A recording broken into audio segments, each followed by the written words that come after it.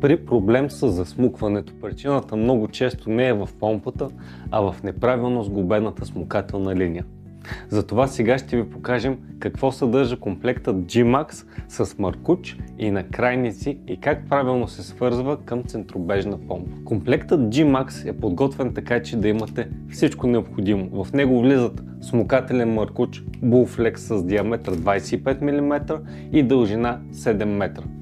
Месингов възвратен клапан с филтър 1 цол, щуцери за маркуча, нипел 1 цол и 2 скоби. Добрата новина е, че частта, която влиза във водата, пристига предварително сглобена. Възвратният клапан с филтър вече е монтиран към маркуча. Той задържа водата в линията, когато помпата спре и не позволява на едри замърсявания да попадат в системата. От вас остава да свържете края от към помпата.